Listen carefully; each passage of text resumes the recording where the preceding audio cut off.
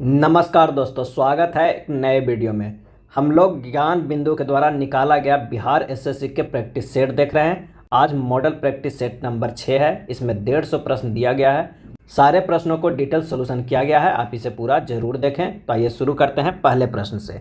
पहला प्रश्न है कि शैवाल मुख्य रूप से किसके अंतर्गत आता है। शैवाल मुख्य रूप से किसके अंतर्गत आता है, और इसका सही आंसर हो जाएगा ऑप्शन बी, थैलोफाइटा। शैवाल मुख्य रूप से थैलोफाइटा के अंतर्गत आता है। थैलोफाइटा के अंतर्गत मुख्य रूप से विभिन्न प्रकार के शैवाल, कवक तथा जीवाणु आते हैं।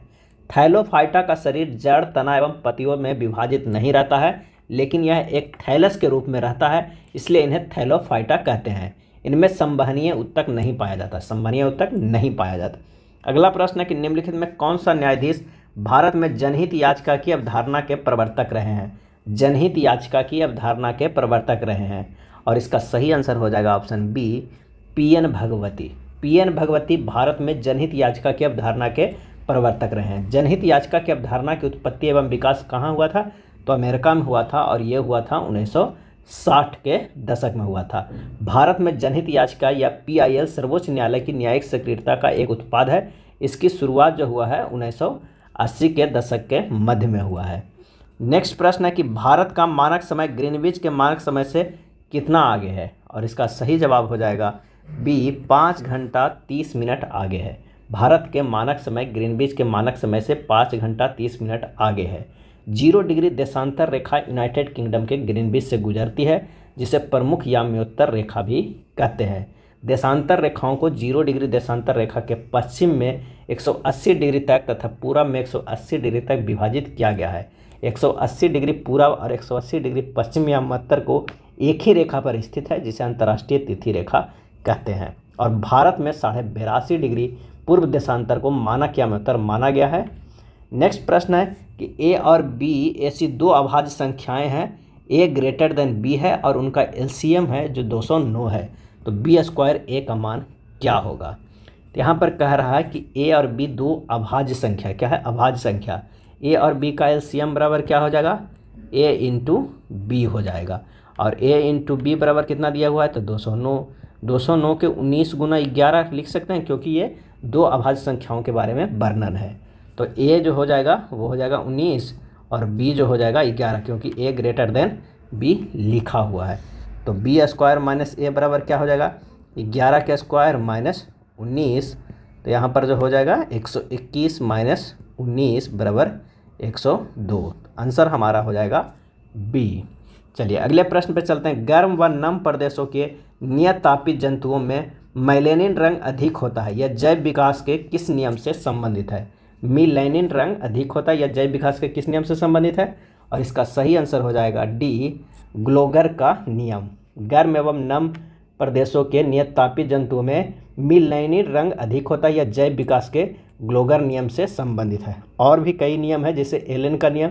अत्यधिक ठंड प्रदेशों में रहने वाले जंतु जातियों में शरीर के खुले भाग जैसे पूंछ, कान, पाद आदि क्रमशः छोटे हो जाते हैं, ताकि उनके माध्यम से ताप हानि कम हो। यह है एलन के नियम। अगर हम बात करते हैं बर्जमान के नियम, तो नियत तापित जंतुओं में ठंड प्रदेशों में रहने वाले सदस्यों का शरीर अधिकाधिक बड़ा होता है। यह है बर्जमान का नियम।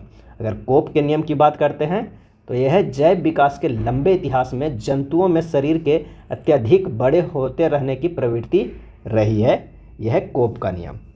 अगला है भारत का पहला मॉडल G20 शिखर सम्मेलन कहाँ आयोजित किया गया था। पहला मॉडल G20 शिखर सम्मेलन, आंसर हो जाएगा सी, मुंबई में। 30 जनवरी 2023 को भारत के G20 शेर्पा अमिताभ कांत ने भारत के पहले मॉडल G20 शिखर सम्मेलन का उद्घाटन किया था। नेक्स्ट है ब्यूनस आयर्स किस देश की राजधानी है। ब्यूनस आयर्स, सही जवाब हो जाएगा ऑप्शन सी, अर्जेंटीना की राजधानी है ब्यूनस आयर। अगर हम रोमानिया की राजधानी की बात करें, तो यह है बुखारेस्ट। अगर पोलैंड की राजधानी की बात करें, तो पोलैंड की राजधानी है वारसा, क्या है, वारसा। और वियतनाम की राजधानी क्या हो जाएगी, तो वियतनाम की राजधानी हो जाएगी हनोई। हनोई हो जाएगी वियतनाम की राजधानी। नेक्स्ट प्रश्न है, दिए गए विकल्पों में कौन सी उत्तर आकृति प्रश्न आकृति के प्रारूप को पूरा करती है, और इसका सही आंसर हो जाएगा ए, ये आकृति जो है प्रश्न आकृति को पूरा करता है। एक तरंग की आवृत्ति 50 हर्ट्ज और चाल 36 मीटर पर सेकंड है। इस तरंग की तरंग दैर्ध्य ज्ञात करें। कह रहा है कि जो v बराबर जो है वेग और n बराबर क्या होता है आवृत्ति, वो कितना दिया हुआ है, और लैम्डा तरंग दैर्ध्य होता है। तो एक फार्मूला है, v 36 दिया हुआ है, n 50 दिया हुआ है, तो हमें लैम्डा निकालना है। तो v बराबर फार्मूला होता है n लैम्डा, v के 36 बराबर 50 गुना लैम्डा, तो लैम्डा बराबर हो जाएगा 0.72 मीटर। आंसर हो जाएगा हमारा डी। 100 और 1000 के बीच कितनी संख्याएं 17 से विभाज्य होगा? 100 और 1000 के बीच, तो यहाँ पर से निकालने के लिए क्या करना होगा कि 1000 भागा 17 माइनस 100 भागा 17 कर देना है। यहाँ पर आ जाएगा 58, यहाँ पर आ जाएगा 5 पूर्णांक मान लेने पे, तो यहाँ हो जाएगा हमारे पास आंसर 53। आंसर हो जाएगा हमारे पास बी। कितनी संख्याएं विभाज्य है? तो 53। उस शब्द जोड़ी का चयन करें जो नीचे दिए गए शब्दों के जोड़े में व्यक्त किए गए एक समान संबंध का सबसे अच्छा प्रतिनिधित्व करता है। कुत्ता, शवानालय, केनेल। तो इसका जो सही आंसर हो जाएगा वो हो जाएगा ए, मधुमक्खी छत्ता। कुत्ता शवानालय यानी केनेल में रहता है, उसी प्रकार मधुमक्खी अपने छत में रहती है। भारत एवं पाकिस्तान के मध्य परमाणु प्रतिष्ठानों की सूचना साझा करने संबंधी संधि पर हस्ताक्षर कब हुए?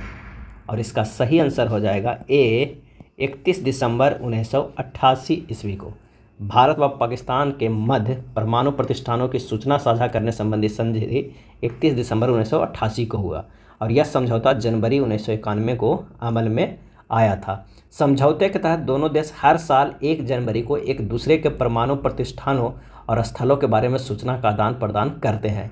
पहली बार इस तरह की सूचना के आदान प्रदान 1 जनवरी 1992 को हुआ था। अगला है, एक कुर्सी 785 रुपया में खरीदी गई और 22% के लाभ पर बेची गई, तो विक्रय मूल्य क्या होगा? कुर्सी का क्रय मूल्य जो है वो कितना है? वो है 785 रुपया। लाभ परसेंट कितना है? तो 22% है। तो कुर्सी का विक्रय मूल्य हो जाएगा 785 प्लस 785 गुना 22/100, क्योंकि 22% है वो जुड़ जाएगा, तो 750 या प्लस 172.7 हो जाएगा। इससे कैलकुलेट करेंगे तो टोटल हो जाएगा 957.7 रुपया। आंसर हो जाएगा डी। नेक्स्ट है, दिए गए प्रश्न में लुप्त संख्या ज्ञात करना। इसमें से लुप्त संख्या, तो आइए देखते हैं ये किस तरह अरेंज किया है। अगर इससे हम लिखते हैं 67 गुना 3 और माइनस कर देते हैं 25 गुना 4, तो हमारे पास निकल कर आ जाएगा 201 माइनस 100 बराबर 101। उसी तरह 55 गुना 3 लिखते हैं और माइनस करते हैं 17 गुना 4, यानी पहला में 3 से गुना करके माइनस कर देना 17 गुना 4 से, तो हमारे पास आ जाता है 97। उसी तरह तीसरा को देख लेते हैं, 45 गुना 3 माइनस 19 गुना 4, हमारे पास निकल के आ जाएगा 135 माइनस 76 इक्वल टू 59, 59। आंसर हो जाएगा डी। प्रिज्म से होकर गुजरने के बाद श्वेत प्रकाश विभिन्न वर्णों में विभक्त होता है, इस घटना को कहा जाता है प्रकाश का। सही आंसर जो हो जाएगा सी, वर्ण विक्षेपन। क्या कहा जाता है? वर्ण विक्षेपन। वर्ण विक्षेपन किसे कहते हैं? तो श्वेत प्रकाश किरण को अपने अवयवी रंगों की प्रकाश किरणों में विभाजित होना प्रकाश का वर्ण विक्षेपन कहता है। और ये जब प्रिज्म से होकर गुजरता है तो ये किस कलर में होता है? तो VIBGY/OR, विव्या ग्लोर, इस तरह आप लिखिएगा। उस तरह शुरुआत में लाल है, ऑरेंज, नारंगी, उसके बाद येलो, पीला, हरा, नीला, जामुनी और बैंगनी का। अगला प्रश्न है, कथकली किस राज्य का शास्त्रीय नृत्य है? कथकली, और इसका सही जवाब हो जाएगा ऑप्शन डी, केरल। केरल के और एक शास्त्रीय नृत्य काफ़ी प्रसिद्ध है, तो वो है मोहिनीअट्टम। और आंध्र प्रदेश की अगर हम बात करें तो सबसे ज़्यादा क्या प्रसिद्ध है? तो कुचिपुड़ी। क्या है? कुचिपुड़ी। और तमिलनाडु की अगर हम बात करते हैं तो तमिलनाडु का सबसे ज़्यादा क्या प्रसिद्ध है? तो तमिलनाडु का है भरतनाट्यम। भरतनाट्यम। नेक्स्ट है, उस विकल्प का चयन करें जो तीसरे नंबर से उसी तरह से संबंधित है जैसे दूसरी संख्या पहले नंबर से संबंधित है। आइए देखते हैं, 11, 143, 23, उसके बाद क्या होगा? अगर 11 गुना हम 13 करते हैं तो 143 आता है। उसी तरह 23 गुना क्या करेंगे? 29 करेंगे, क्योंकि दी गई संख्या को उसी क्रम में अगली अभाज्य संख्या से गुना करने पर ही आ रहा है। तो 23 के अगले अभाज्य कौन सा हो जाएगा? तो 29 तक 23 गुना 29 करेंगे तो कितना हो जाएगा 667। आंसर हो जाएगा बी। पृथ्वी की सबसे पतली परत क्या होती है, और इसका आंसर हो जाएगा ऑप्शन ए परपट्टी। पृथ्वी की सबसे पतली परत परपट्टी है। पृथ्वी की सतह की सबसे ऊपरी परत को परपट्टी कहते हैं। ये सबसे पतली परत होती है। यह महाद्वीपीय संहति में 35 किलोमीटर व समुद्री सतह में केवल 5 किलोमीटर तक है। अगला है महिला फ्रेंच ओपन 2023 का खिताब किसने जीता है। महिला फ्रेंच ओपन 2023 का, और इसका सही आंसर हो जाएगा ऑप्शन बी ईगा स्विएटेक। महिला फ्रेंच ओपन 2023 का खिताब ईगा स्विएटेक जो पोलैंड के खिलाड़ी है ने जीता है। ईगा स्विएटेक ने फ्रेंच ओपन 2023 के फाइनल में कैरोलिना मुचोवा को हराकर अपना चौथा ग्रैंड स्लैम खिताब जीता है। जबकि फ्रेंच ओपन पुरुष एकल विजेता कौन है, तो नोवाक जोकोविच है। अगला है दिए गए संख्या श्रृंखला में उस विकल्प का चयन करें जो निम्नलिखित श्रेणी के प्रश्नवाचक के स्थान पर आ सकती है। 191, 174, 165, 148, 139 के बाद क्या आएगा ये देखना है। 191 से 174 गया है तो ये हुआ है -17। 174 से 165 गया है -9 हुआ है, और 165 से 148 गया है -17 हुआ है।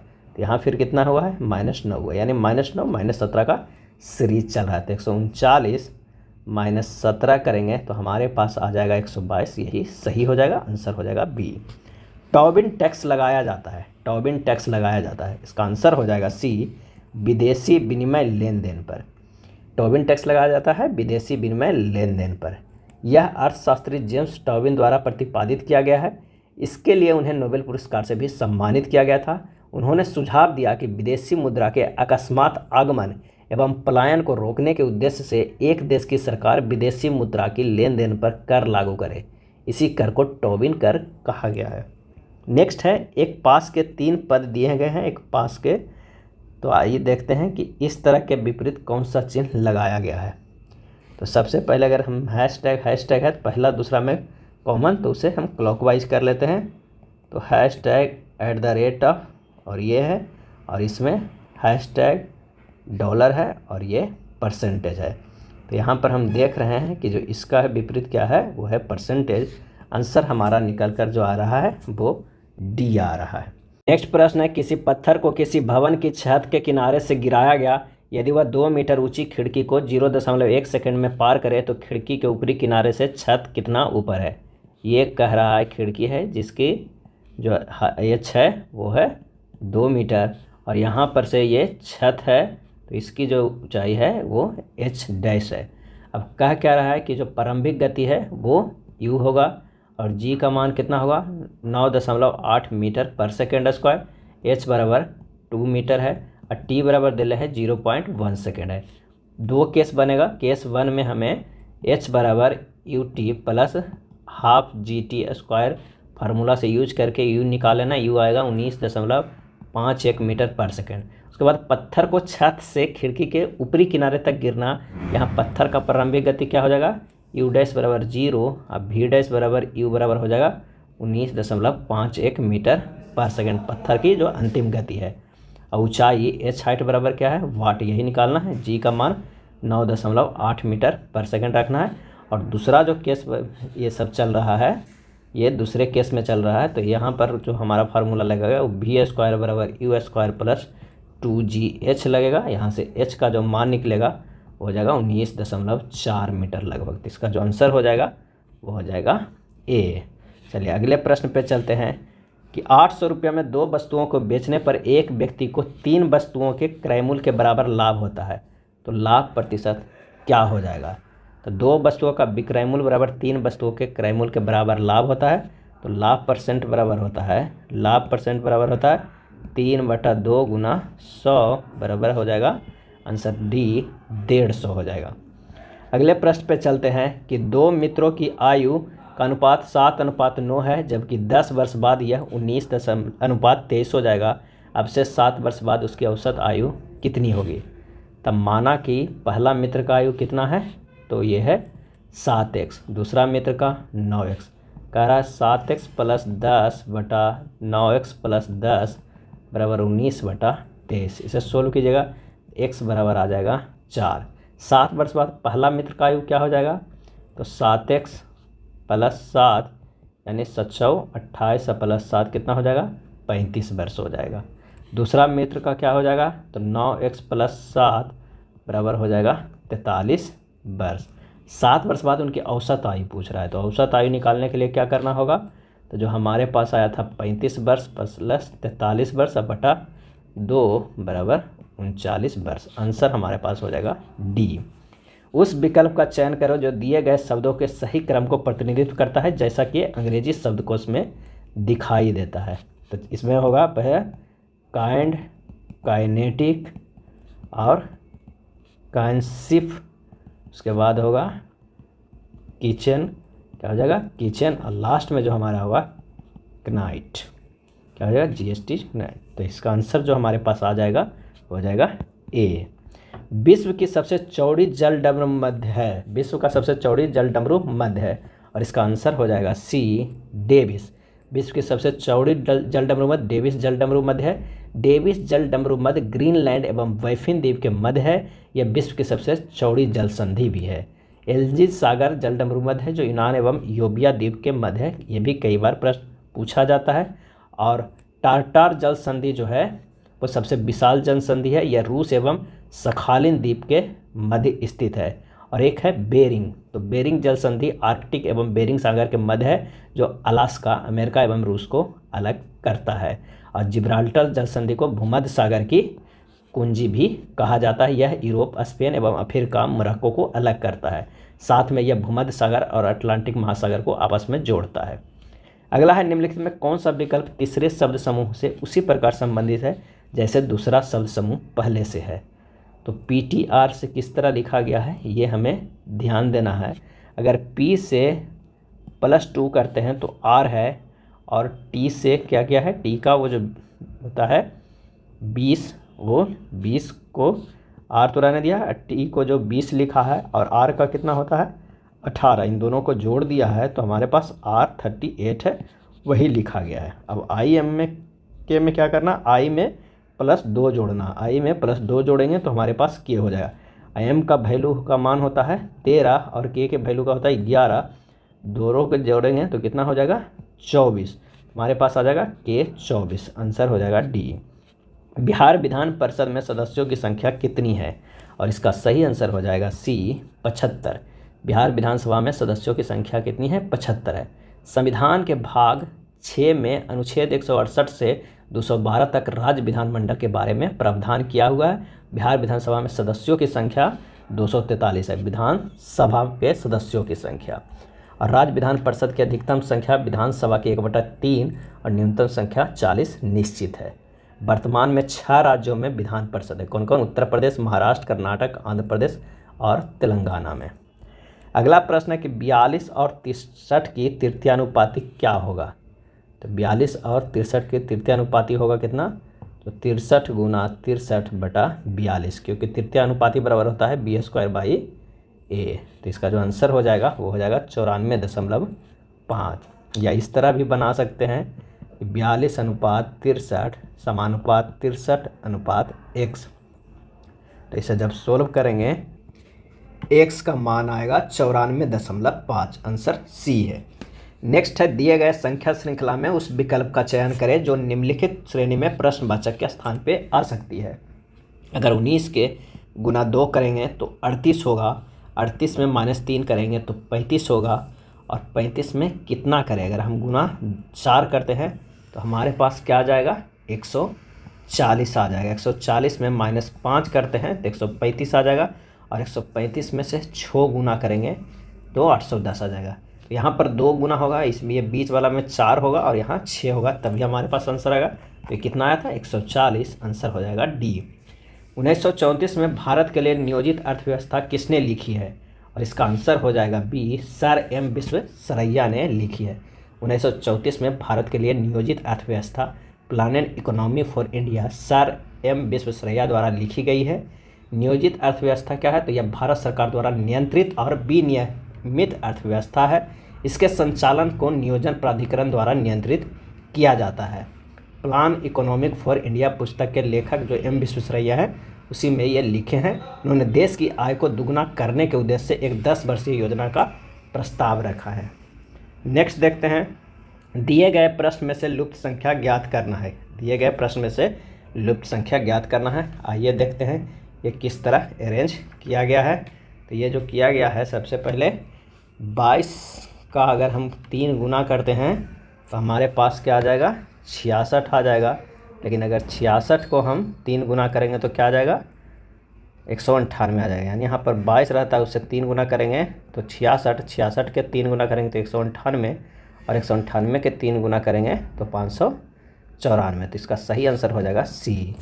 निम्न में से कौन से विकिरण की तरंगदैर्घ्य सबसे कम होती है? कौन से विकिरण के तरंगदैर्घ्य सबसे कम होती है? और इसका आंसर हो जाएगा बी, गामा किरणें। गामा विकिरण को तरंगदैर्घ्य सबसे कम होती है। गामा विकिरण का तरंगदैर्घ्य जो होता है 10⁻⁻14 मीटर से लेके 10⁻⁻10 मीटर तक होता है। गामा विकिरण का नामकरण रदरफोर्ड ने किया था और गामा किरण की खोज हेनरी बेकुरल ने किया था तथा इसके प्रकृति की खोज पॉल बिलार्ड ने किया था। नेक्स्ट है, भारत और चीन के बीच पंचशील समझौता कब हस्ताक्षरित हुआ है? और इसका आंसर हो जाएगा सी, 1954 ईस्वी में।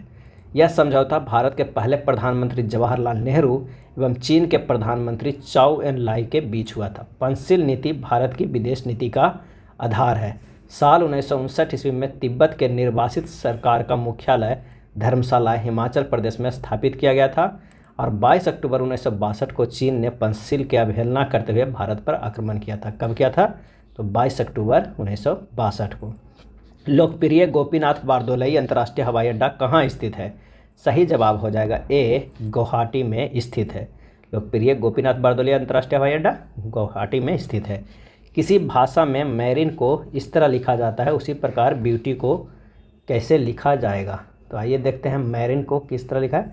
एम को अगर हम +4 करें और तिरछे करेंगे, m +4 तिरछे, तो ये हो जाएगा Q, और A को अगर हम +4 करेंगे तो हमारे पास होगा E। यानी लास्ट से देखना है और +4 करते जाना है। उसी तरह अगर हम B के +4 करेंगे और हम लास्ट वाला अक्षर देखेंगे तो जो हमारा निकल के आ जाएगा वो क्या निकल के आ जाएगा? तो वो निकल के आ जाएगा F। क्या हो जाएगा? F। और ये हमारा F1 में चॉइस है, आंसर हो जाएगा C। सभी ICC खिताब जीतने वाली दुनिया की पहली टीम कौन बनी? और इसका आंसर हो जाएगा C, ऑस्ट्रेलिया। ऑस्ट्रेलिया सभी ICC खिताब जीतने वाली दुनिया की पहली टीम बन गई है। निम्नलिखित में से किस विकल्प के चिन्हों को बाई के स्थान पर क्रमशः रखने पर दी गई अभिव्यक्ति संतुलित होगी? यहाँ बाई पर क्या रखेंगे कि ये संतुलित हो जाएगा? इसका आंसर हो जाएगा ऑप्शन डी। काफ़ी इजी प्रश्न है, आप इसे रख लीजिएगा। अगला प्रश्न है रेकरिंग का। आइए इसे सोल्व करते हैं। 0.4 और 7 पे सिर्फ रेकरिंग है, इस पर 0.3 पर है, इस पर सिर्फ 9 पे है और इस पर 8 पे है। अगर इसे लिखना है, शुरुआत से सोल्व करते हैं इसे। 0.47 बार लिखना है तो 47 - 4/90 हो जाएगा।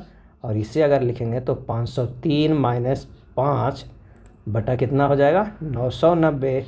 और इसे लिखेंगे तो 39 - 3/90 होगा। और इसे लिखेंगे तो 8/9 होगा। और ये सभी को जिस तरह इक्वेशन में उसे रख देना है और सोल्व करेंगे तो हमारे पास जो निकल कर आ जाएगा वो आ जाएगा 619/990। यानी इसे लिख सकते हैं कितना? तो डी के फॉर्म में।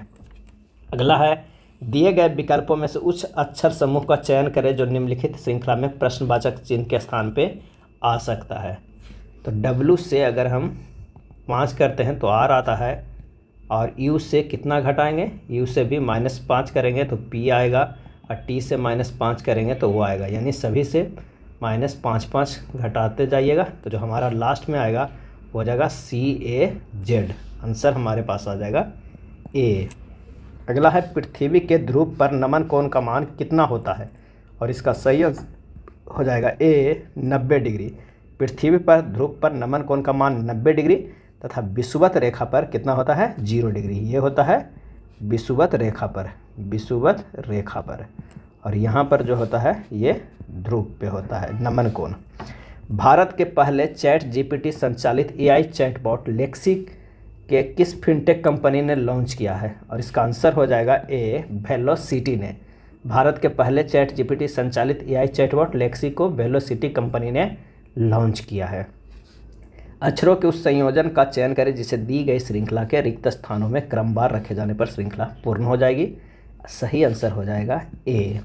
किस राज्य के करी इसाद आम को जीआई टैग मिला है? करी इसाद आम को आंसर हो जाएगा हमारे पास ए, कर्नाटक। इसाद आम मुख्य रूप से अंकोला के आसपास उगाया जाता है। आम की इस किस्म की खेती पिछले 400 सालों से की जा रही है। 1 सदी से अधिक समय से इसके गुद्दे का प्रयोग मूल्य वर्धित उत्पादों को बनाने में किया जाता है। इसाद आम 2 प्रकार के होता है, करी इसाद और बिल्ली इसाद। नेक्स्ट है कथन एवं निष्कर्ष के प्रश्न। आइए देखते हैं। सभी नोड ज्वाइंट्स है, यहाँ पर कह रहा है अगर ये नोड है तो ये हो जाएगा क्या? तो ज्वाइंट्स। उसके बाद कह रहा है कुछ ज्वाइंट्स जो है वो हड्डियाँ हैं, कुछ ज्वाइंट्स जो है वो हैं हड्डियाँ हैं। और अगला कह रहा है कि सभी हड्डियाँ कार्टिलेज है, जो जितने भी हड्डियाँ हैं वो क्या है? तो वो है कार्टिलेज है। अब आइए निष्कर्ष पे निकालते हैं कि कौन सा सही है। तो कोई नोड हड्डी नहीं है, गलत है। सभी जॉइंट कार्टिलेज है, ये गलत है। कुछ कार्टिलेज नोड है, ये गलत है। तो आंसर हो जाएगा हमारे पास ए और बी एक कार्य 25 दिनों में कर सकते हैं। बी अकेले 30 दिनों में 66.2/3% कार्य कर सकता है। कितने दिनों में ए अकेले उसी कार्य को 4/15 भाग पूरा कर सकता है? थोड़ा सा प्रश्न को घुमाया है। आइए सबसे पहले देखते हैं 66.2/3% बराबर कितना होगा? 2/3 भाग। बी को कार्य करने में लगा कितना? 30 दिन। तो टोटल कार्य करने में 30 × 3/2 यानी 45 दिन लगेगा बी को। और ए और बी एक कार्य को 25 दिनों में कर सकता है, यानी मिल के इन लोग कितना? 25 में, यानी ए प्लस बी का है 25 और बी का है सीधे 45 दिन। दोनों के एलसीएम लेंगे 225 आएगा। इसका 9 क्षमता, इसका 5 क्षमता है, तो ए के कार्य क्षमता कितना हो गया? तो 9 - 5 = 4 हो जाएगा। ए द्वारा अकेले कार्य कितना? 4/15 भाग को पूरा करने में कितना लगेगा? तो टोटल 225/4 है, और उसमें से भी 4/15 भाग को करना है। आंसर हो जाएगा हमारे पास काट पीट के कितना आएगा? 15 दिन। सही जवाब होगा बी। कपिल रजत का भतीजा है, निशा रजत की माँ है, रमेश के 2 बच्चे हैं, रजत और नीलेश है। नीलेश का कपिल से क्या संबंध है? इसका जो आंसर हो जाएगा वो हो जाएगा ए, पिता का ब्लड रिलेशन का है। आप इसे सोल्व कर लीजिएगा। नेक्स्ट है विशिष्ट द्वैतवाद के सिद्धांत का प्रतिपादन किनके द्वारा किया गया था? विशिष्ट द्वैतवाद के सिद्धांत का प्रतिपादन किनके द्वारा किया गया था? तो इसका जो सही आंसर हो जाएगा ए, रामानुजाचार्य के द्वारा किया गया था। रामानुज 11वीं शताब्दी में तमिलनाडु में पैदा हुए थे। वे विष्णु भक्त अलवार संतों का बहुत प्रभावित थे। कई और भी प्रतिपादक है, जैसे माधवाचार्य, ये द्वैतवाद के प्रतिपादक थे। अगर विष्णु स्वामी की हम बात करते हैं, जिनको बल्लवाचार्य भी कहते हैं, तो ये है शुद्ध द्वैतवाद के प्रतिपादक। और एक निम्बकाचार्य हैं, वो द्वैतवाद के लोग प्रतिपादन किए हैं। चलिए अगले प्रश्न पे चलते हैं कि भारतीय नौसेना की प्रथम महिला पायलट सब लेफ्टिनेंट शिवांगी जोशी कहाँ से है? आंसर हो जाएगा बी, बिहार से हैं, और वो भी कहाँ से? मुजफ्फरपुर से है। कृष्ण ने अपनी दादी के बेटी के इकलौते भाई को एक बोर्ड गेम खेलते हुए पराजित किया। पराजित व्यक्ति का कृष्ण की मां से क्या संबंध है? और इसका सही आंसर हो जाएगा ऑप्शन बी, पति है। सौर विकिरण मापने से किस मापक यंत्र का प्रयोग किया जाता है? और इसका सही आंसर हो जाएगा ऑप्शन डी, पायरोहेलियोमीटर। सौर विकिरण मापने में पायरोहेलियोमीटर का प्रयोग किया जाता है। ऑडोमीटर का प्रयोग किस लिए किया जाता है? तो वाहन द्वारा तय की गई दूरी मापने में। अगर हम ऑडोमीटर की जो है वो वाहन द्वारा तय की गई दूरी मापने में किया जाता है। और अगर हम बात करते हैं ऑडियोमीटर की, तो ये ध्वनि की तीव्रता मापता है। ऑडियोमीटर जो है वो ध्वनि की तीव्रता मापता है। और मैनोमीटर गैसों के दाब मापने में। बिहार में न्यूनतम महिला साक्षरता दर वाला जिला कौन सा है? आंसर हो जाएगा सी, सहरसा सबसे न्यूनतम साक्षरता दर वाला जिला है। एक गांव की जनसंख्या 5% प्रति वर्ष की दर से निरंतर वृद्धि हो रही है। यदि इस गांव में वर्तमान संख्या 18,522 है, तो 3 वर्ष पूर्व गांव की जनसंख्या कितनी थी? तो आइए निकालते हैं कि माना कि 3 वर्ष पूर्व गांव की जनसंख्या कितनी थी? तो x थी। x × 1 + 5/100 के पावर क्यूब बराबर 18,522, क्योंकि ये चक्रवृद्धि ब्याज का फार्मूला लग जाएगा। यहाँ से हम x को सोल्व करेंगे, हमारे पास 16,000 आएगा। क्या आ जाएगा? 16,000 आएगा।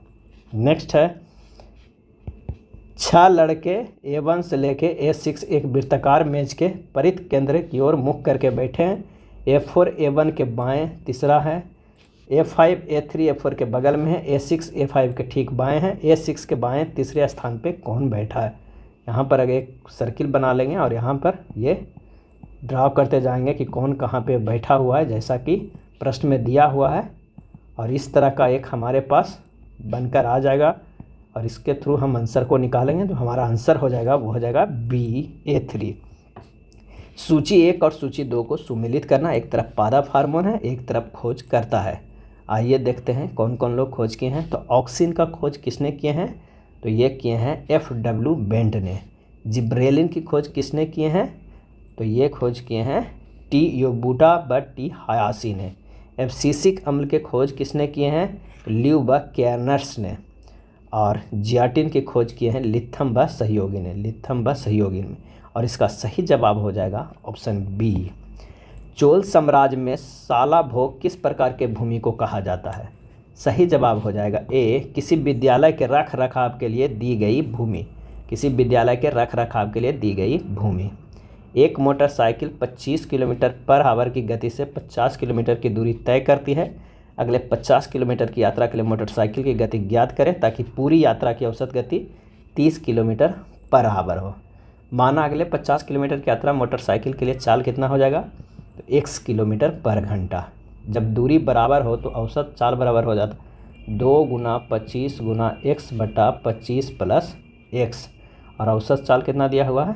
30 दिया हुआ है। सोल्व करके x का मान लाएंगे 37.5 किलोमीटर पर घंटा। तो हमारे पास जो आंसर आ जाएगा हो जाएगा बी। दिए गए आकृति श्रृंखला का अगला क्रम क्या हो जाएगा? आंसर हो जाएगा सी। वायु का वेग संबंधित है, वायु का वेग संबंधित है। सही जवाब हो जाएगा ए, दाब प्रवणता से। वायु का वेग दाब प्रवणता से संबंधित है। दाब प्रवणता के कारण चक्रवात एवं प्रति चक्रवात उत्पन्न होते हैं। भारत में क्वीन अनानास का सर्वाधिक उत्पादन करने वाला राज्य कौन सा है? आंसर हो जाएगा सी, त्रिपुरा है। भारत में क्वीन अनानास का सर्वाधिक उत्पादन त्रिपुरा में होता है। क्वीन अनानास अनानास की सबसे बेहतरीन किस्मों में से एक है। क्वीन अनानास त्रिपुरा का राज्य फल भी है। अलग शब्द का चयन कीजिए इनमें से। आंसर हो जाएगा ए, मशीन। टेलीविज़न, गीजर और कंप्यूटर सभी मशीन के प्रकार हैं। बलवंत राय मेहता समिति ने किस प्रकार के पंचायत राज की संरचना की सिफारिश की थी? सही जवाब हो जाएगा ऑप्शन बी, 3 स्तरीय। क्या है? तो 3 स्तरीय। बलवंत राय मेहता समिति का गठन जो हुआ था वो कब हुआ था? तो जनवरी 1957 में। भारत सरकार के सामुदायिक विकास कार्यक्रम 1952 तथा राष्ट्रीय विस्तार सेवा 1953 द्वारा किए गए कार्यों की जांच और उनके बेहतर ढंग से कार्य करने के लिए उपाय सुझाने के लिए किया गया था। और ये नवंबर 1957 में वो रिपोर्ट सौंपे थे। विश्व सामाजिक न्याय दिवस प्रतिवर्ष कब मनाया जाता है? और इसका सही जवाब हो जाएगा ए, 20 फरवरी को मनाया जाता है विश्व सामाजिक न्याय दिवस, वर्ल्ड डे सोशल जस्टिस। यदि सफ़ेद को नीला, नीले को लाल, लाल को पीला, पीले को हरा, हरे को काला, काले को बैगनी और बैगनी को नारंगी कहा जाए तो मनुष्य का रक्त का रंग क्या होगा? सही जवाब हो जाएगा ए, पीला हो जाएगा, क्योंकि कहा गया है लाल को पीला। नेक्स्ट प्रश्न है कि मस्तिष्क में कम ऑक्सीजन की आपूर्ति के कारण क्या होता है? और इसका सही आंसर हो जाएगा ऑप्शन ए, मस्तिष्क हाइपोक्सिया। हाइपोक्सिया वह स्थिति है जिसमें शरीर या शरीर के अंग को उत्तक स्तर पर पर्याप्त ऑक्सीजन नहीं मिल पाती है। यदि x का 44% 11 हो तो x का मान क्या होगा? आइए इसे सोल्व करते हैं कि x का 44/100 यानी x का 44/100 इक्वल टू 11। तो x बराबर होगा 11 गुना 100/44। आंसर हमारे पास आ जाएगा B, 25।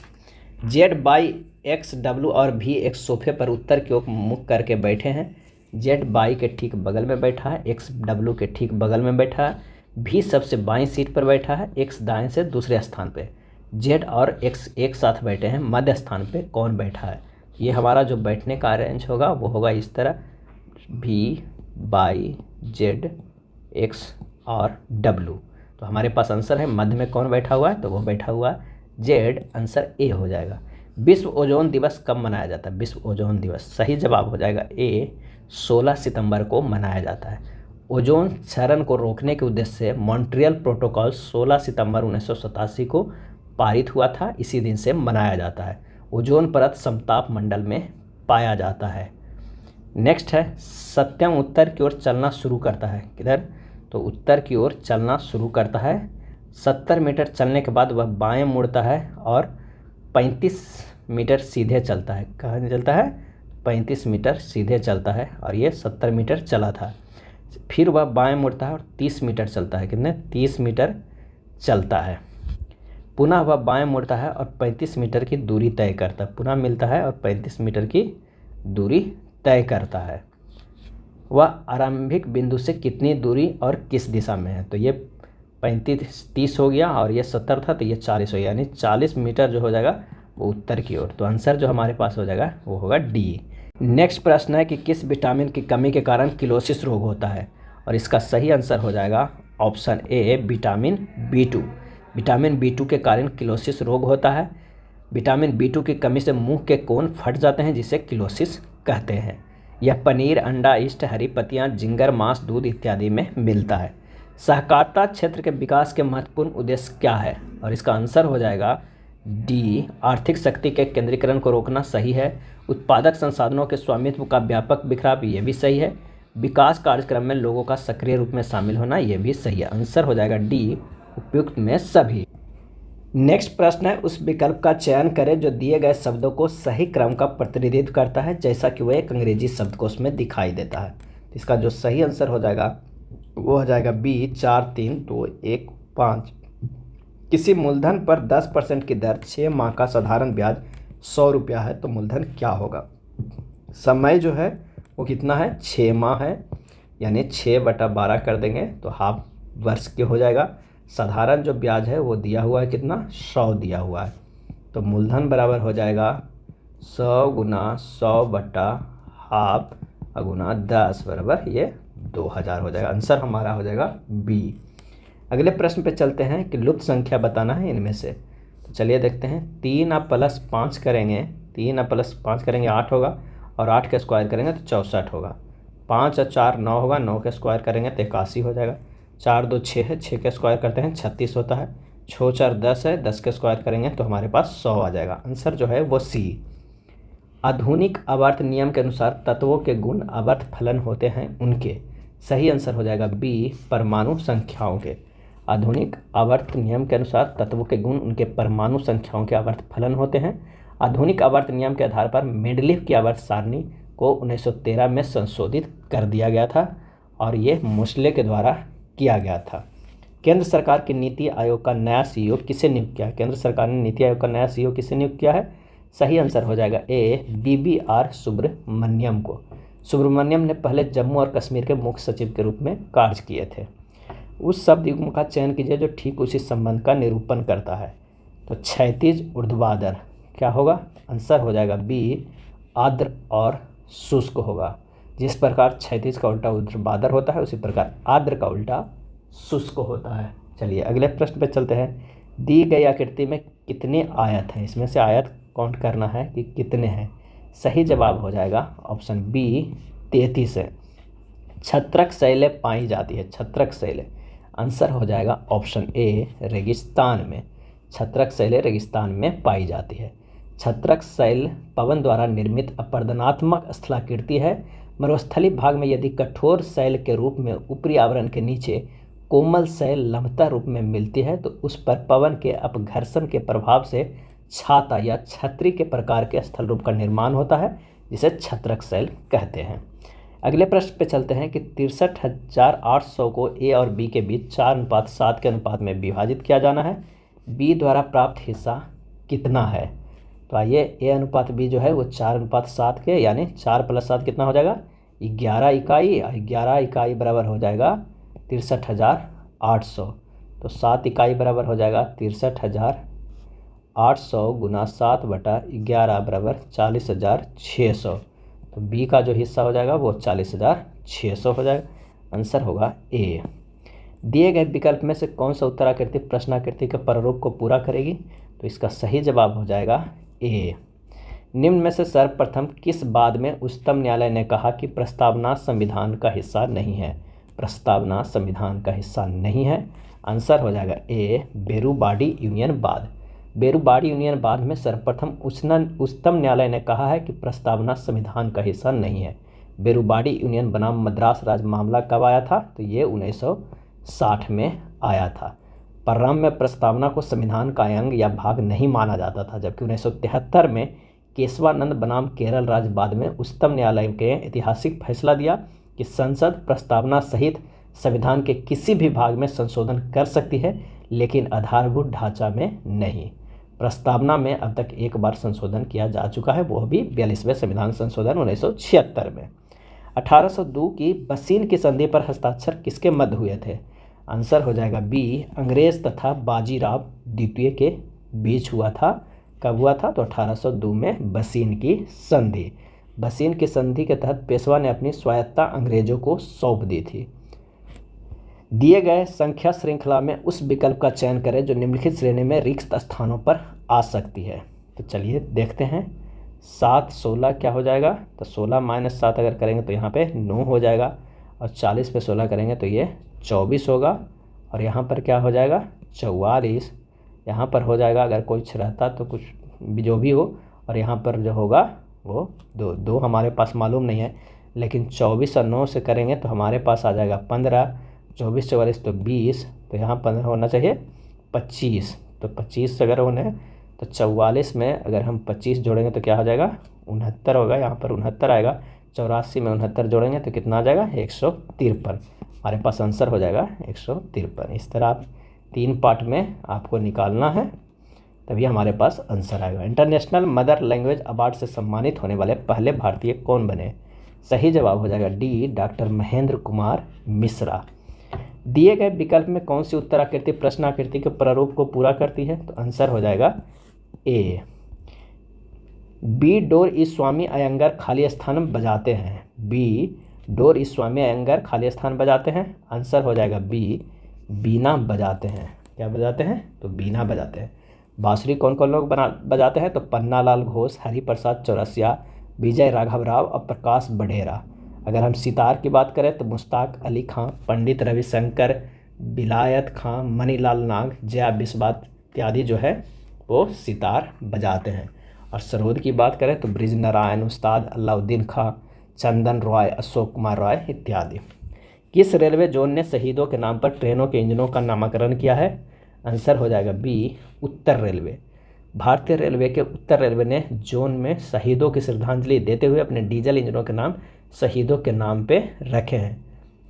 अगला है, दिए गए प्रश्न में लुप्त संख्या ज्ञात करना है, इनमें से कौन है? तो आइए देखते हैं। अगर हम 58 प्लस -28 गुना -3 करेंगे तो हमारे पास जो आंसर आ जाएगा वो -90 आता है। उसी तरह -17 और क्या हो जाएगा +21 को गुना करेंगे 3 से तो हमारे पास -12 आता है। तो -8 + -7 को हम गुना करेंगे कितने से? -3 से। यहाँ भी सेकेंड वाला में भी -3 से, तो जो हमारे पास आंसर आ जाएगा वो आ जाएगा 45। क्या आ जाएगा? 45। Answer B. सप्त क्रांति की अवधारणा को प्रतिपादित किया था किसने? और इसका आंसर हो जाएगा ए, राम मनोहर लोहिया के द्वारा किया गया था सप्त क्रांति की अवधारणा। राम मनोहर लोहिया का जन्म जो हुआ था 23 मार्च 1910 को अकबरपुर उत्तर प्रदेश में हुआ था। लोहिया ने ऐसी 5 प्रकार की असमानताओं को चिन्हित किया जिन्हें एक साथ लड़ने की आवश्यकता थी। 5 तरह के।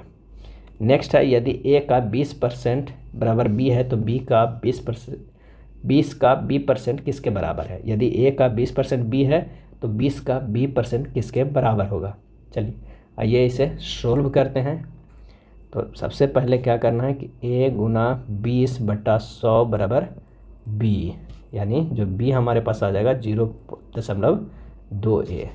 अब 20 का B% बराबर x% का a, क्योंकि समीकरण 1 से हमें निकालना है।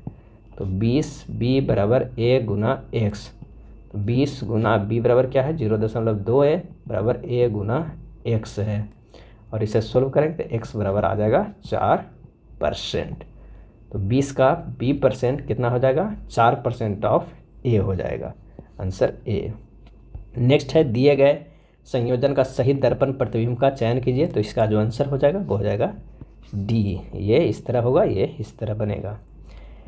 30 डिग्री C और 1 बार दाब पर 500 dm³ वायु को संपीड़ित करके 200 dm³ प्राप्त करने के लिए आवश्यक न्यूनतम दाब क्या होगा। तो ये निकालते हैं। P1 बराबर दिया हुआ है 1 बार, P2 बराबर दिया हुआ है वाट, V1 बराबर दिया हुआ है 500 और V2 बराबर दिया हुआ है 200। तो हम फार्मूला रख देंगे P1 V1 बराबर P2 V2, किससे, तो ये हमारा बॉयल्स लॉ है। क्या है, बॉयल्स लॉ से। तो यहाँ पर मान रख देंगे तो P2 बराबर निकल के आ जाएगा 500/200 बराबर 2.5 बार, आंसर हो जाएगा A। टॉल्स्टॉय ने अपनी समाधि के विषय में कहा है, और इसका आंसर हो जाएगा A, निर्धन से निर्धन के समान हो। टॉल्स्टॉय ने अपनी समाधि के विषय में कहा कि निर्धन से निर्धन के समान हो। लियो टॉल्स्टॉय रूसी लेखक तथा दुनिया के महानतम उपन्यासकारों में से एक है। इनकी 2 सबसे लंबी कृतियाँ वार एंड पीस जो 1865 से 69 तक, और अन्ना करेनिना 1875 से 77 काफ़ी प्रसिद्ध रहा है। नेक्स्ट है दिए गए संयोजन को सही दर्पण प्रतिबिंब का चयन कीजिए जब दर्पण को AB पर रखा गया हो। इसका जो सही आंसर हो जाएगा वो हो जाएगा क्या, तो वो हो जाएगा A।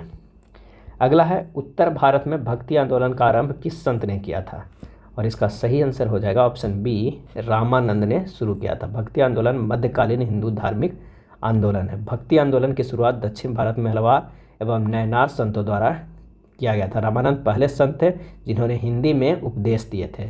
इनके 12 शिष्य थे, जिसमें प्रमुख थे रैदास, चरमकार, सेन, नाई, कबीर, जुलाहा और धन्ना जो है वो जाट थे। मार्च 2023 में उत्तर अटलांटिक संधि संगठन नाटो का 31वां सदस्य देश कौन सा बना, और इसका सही आंसर हो जाएगा ऑप्शन D, फिनलैंड। कौन सा देश बना, फिनलैंड। फिनलैंड रूस से 1300 किलोमीटर से अधिक की लंबी सीमा साझा करता है। किसी भाषा में जैकेट को इस तरह लिखा जाता है, उसी भाषा में ब्लेजर को क्या लिखा जाएगा। तो आइए देखते हैं कि जैकेट से इस तरह कैसे लिखा है। तो J से +3 करके M लाया गया है, A से +4 करेंगे तो E है, C से +5 करेंगे तो H है। यानी पहले +3 +4 +5 +6 +7 +8 तक गया है। उसी तरह ब्लेजर को कर दीजिए तो B से +3 कीजिएगा तो हमारे पास जो आंसर आ जाएगा वो हो जाएगा E, और L से +4 करेंगे तो P आ जाएगा। यानी आंसर जो हमारे पास निकल के आएगा A। पंचायती राज सम्मिलित किया गया है, और इसका सही जवाब है B, राज्य सूची में। पंचायती राज को राज्य सूची में सम्मिलित किया गया है, जिसका अधिकार है राज्य सरकार ही कानून बना सकता है इस पर। 8,000 पर 35% की छूट और समान राशि पर 20% और 15% की 2 क्रमिक छूटों के बीच का अंतर क्या होगा। आइए देखते हैं क्या हो जाएगा। तो पहली छूट प्रतिशत जो है वो 35% और 2 क्रमांक है 20 और 15। तो उसको एकल में बना लेते हैं 20 और 15 को। तो 20 + 15 - 20 × 15/100 एक फार्मूला होता है। तो ये हो जाएगा 32% की छूट, और उसमें क्या था 35% की छूट। तो 35 - 32 करके निकाल लेंगे। तो दोनों क्रमिक छूटों के बीच के अंतर 8,000 × 35 - 32% हमारे पास आ जाएगा 3%, यानी 8,000 × 3/100 बराबर हमारे पास आएगा 240। आंसर A हो जाएगा। एक निश्चित कोड प्रणाली में हाउ आर यू को इतना लिख सकते हैं, आर यू फाइन टुडे के इतना, स्टेप फाइन के इतना। तो टुडे के लिए कोड क्या होगा, सही जवाब हो जाएगा B, 4। निम्नलिखित में कौन सा इमल्सन का उदाहरण है, आंसर हो जाएगा C, दूध। दूध इमल्सन का उदाहरण है। ऐसा विषमांग मिश्रण जिसमें कण बिलियन के सदृश समान रूप से पूरे बिलियन में फैले हुए हो। चलिए अगले प्रश्न पे चलते हैं कि विश्व के सबसे बड़े क्रिकेट स्टेडियम मोटेरा का नया नाम क्या रखा गया है, आंसर हो जाएगा C, नरेंद्र मोदी स्टेडियम। मनोज आइब के पिता की बहन का पुत्र है। रोनाल्डो रिहाना के बेटे हैं जो जॉर्ज की मां और आइब के दादी हैं। डारियो शीला के पिता और मनोज के दादा हैं। रिहाना डारियो की पत्नी है। जॉर्ज की पत्नी का शीला से क्या संबंध है, आंसर हो जाएगा D, भाभी का संबंध है। 2 कंटेनरों में क्रमशः 3:2 और 6:5 के अनुपात में दूध और पानी का मिश्रण है। समांगी को किस अनुपात में मिलाया जाए कि मिश्रण का अनुपात 4:3 3 हो जाए। आइए देखते हैं, इसे सॉल्व करते हैं। पहला कंटेनर दूध की मात्रा कितना है, 3/5 है। दूसरा कंटेनर में दूध की मात्रा है 6/11, 11 लाया गया 6 + 5 करके। अब क्या रहा है कि 4:3 में मिलाना, यानी 4/4 कितना 7 के अथी में है, मिश्रण में दूध की मात्रा है। इसे जब हम सॉल्व करेंगे तो हमारे पास ये आ जाएगा 3/5 - 4/7, और इधर जो हमारे पास आ जाएगा वो कितना आ जाएगा, 4/7 - 6/11।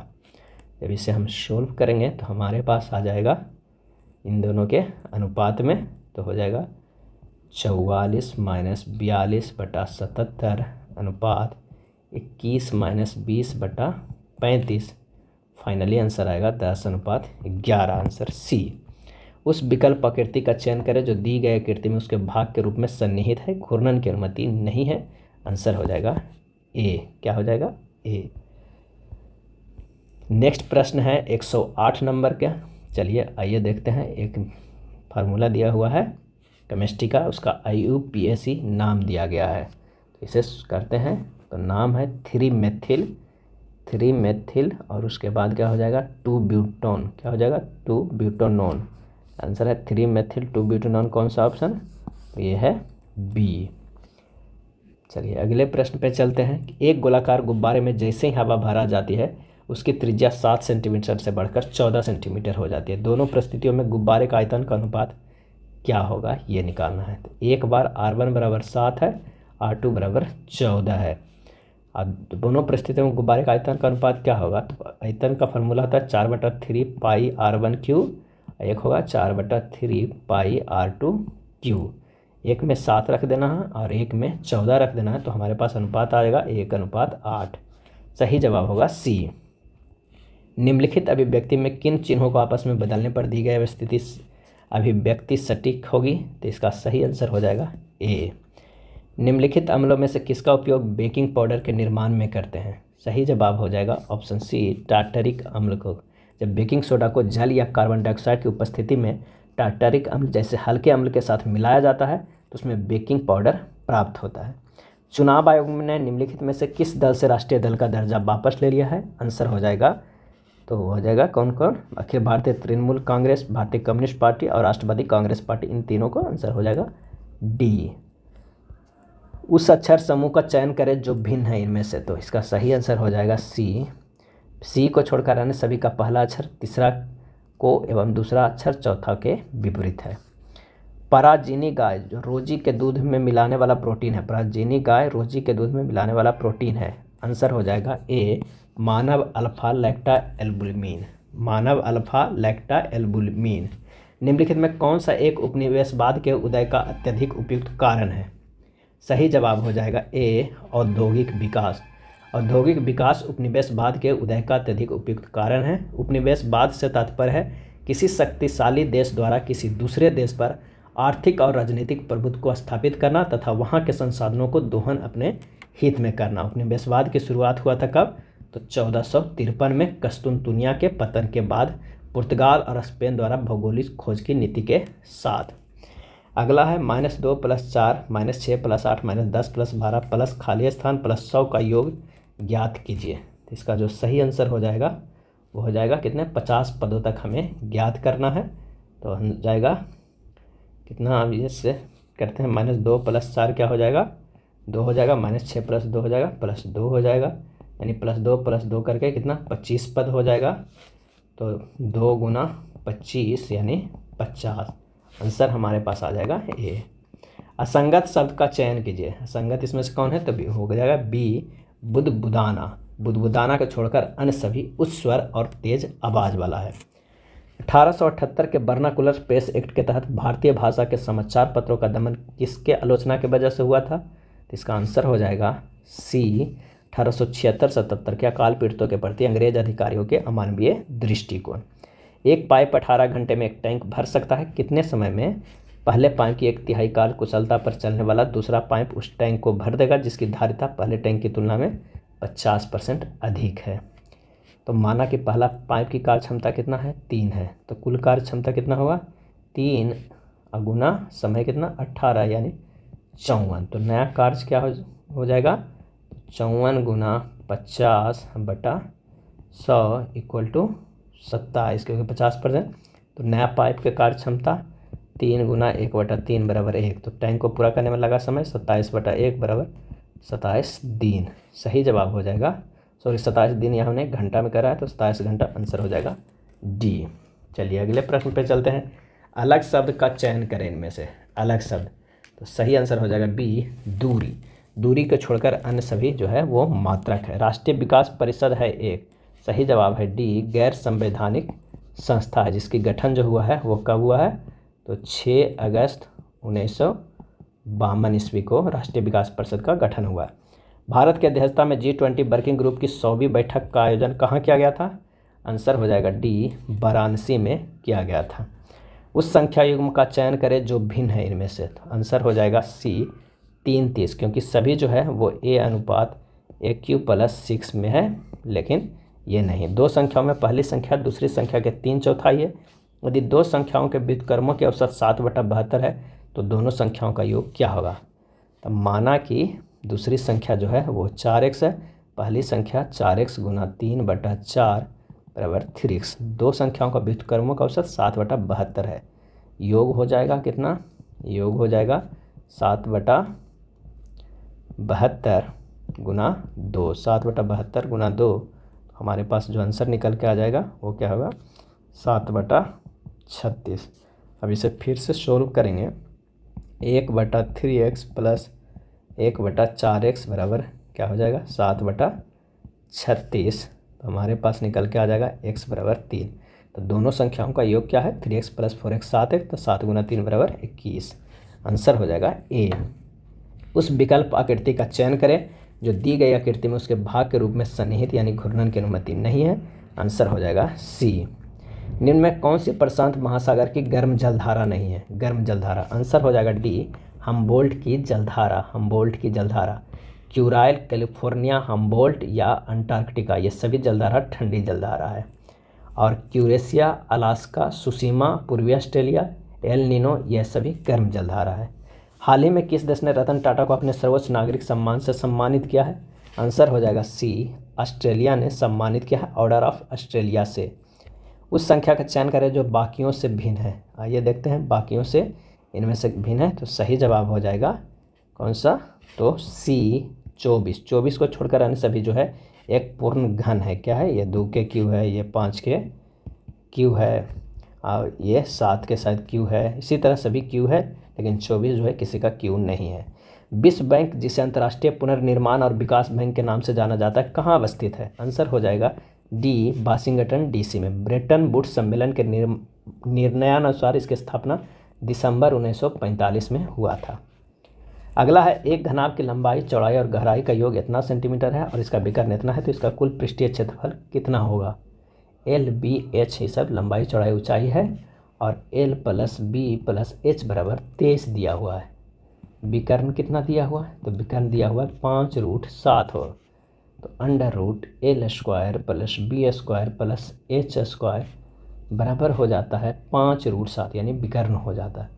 जब इसे आप सोल्व करिएगा तो हमारे पास जो आंसर आ जाएगा वो थोड़ा लंबा आएगा, और इसका सही जवाब हो जाएगा 354। आंसर बी हो जाएगा। घनाभ की कुल पृष्ठीय क्षेत्रफल बराबर होता है 2 गुना LB plus BH plus HL।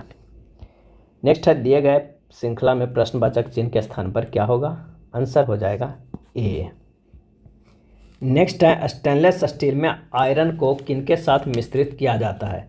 Answer हो जाएगा ए, Ni तथा Cr। स्टेनलेस स्टील में आयरन को Ni तथा Cr के साथ मिश्रित किया जाता है। महात्मा गांधी कब भारतीय राष्ट्रीय कांग्रेस के अध्यक्ष बने थे। तो आंसर हो जाएगा सी, 1924 में।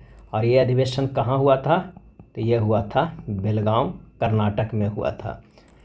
किसी समबाहु त्रिभुज की एक भुजा 12 सेंटीमीटर है तो उसका क्षेत्रफल क्या होगा, क्या होगा ये बताना है। किसी समबाहु त्रिभुज की एक भुजा 12 सेंटीमीटर है तो उसका क्षेत्रफल क्या होगा। तो 36 दिया हुआ है, समबाहु त्रिभुज की एक भुजा जो है वो कितना है 12। क्षेत्रफल बराबर क्या होगा, √3/4 गुना 12 के स्क्वायर। तो √3/4 गुना 12 बराबर 36√3 हो जाएगा। आंसर हो जाएगा 36√3। निम्नलिखित में शब्दों का अर्थपूर्ण क्रम में व्यवस्थित कीजिए। आइए व्यवस्थित करते हैं। सबसे पहले होगा हमिंग बर्ड, उसके बाद बुलबुल होगा, उसके बाद मैना होगा, उसके बाद कोयल होगा, उसके बाद पतंग होगा। आंसर हो जाएगा सी। संसद की गण पूर्ति निश्चित है। सही जवाब हो जाएगा ऑप्शन ए, संसद की सदस्यता का 10वां भाग यानी 1/10 भाग होना चाहिए गण पूर्ति के लिए। गण पूर्ति न होने की स्थिति में सदन की कार्यवाही गण पूर्ति होने तक स्थगित कर दी जाएगी। यदि एक नाव शांत जल में 20 सेकंड में 300 मीटर की दूरी तय करती है तो नाव की चाल किलोमीटर प्रति घंटा क्या होगा? तो जो चाल बराबर हमारे पास फार्मूला होता है वो दूरी बटा क्या होता है? समय होता है। और यहाँ दूरी दिया हुआ है 300 और समय 20 दिया हुआ है और उसे 18/5 से गुना कर देना है तो हमारे पास आ जाएगा 54 किलोमीटर पर घंटा। तो इसका आंसर हो जाएगा डी। दिए गए शब्दों को अर्थ और तर्क के आधार पर व्यवस्थित करते हैं। सबसे पहले पत्र आएगा, उसके बाद टेलीफोन, उसके बाद स्मार्टफोन, अब उपग्रह। खुली वायु में कुछ दिन छोड़ देने पर सिल्वर की वस्तुएं काली हो जाती हैं क्योंकि उन पर खाली स्थान की परत बन जाती है। आंसर हो जाएगा डी, सिल्वर सल्फाइड का। किस चीज़ का बन जाती है? तो सिल्वर सल्फाइड की परत बन जाती है। सिल्वर क्लोराइड यानी AgCl को क्या कहते हैं? Horn silver. AgNO3 को कहते हैं चुनावी स्याही। AgBr को फोटोग्राफी में प्रयोग किया जाता है और AgI कृत्रिम वर्षा में। अंडमान को म्यांमार से अलग करने वाले द्वीप समूह का नाम बताएं। आंसर हो जाएगा बी, कोको द्वीप समूह। कोको स्टेट अंडमान उत्तरी अंडमान के उत्तर में स्थित है जो अंडमान को म्यांमार से अलग करती है।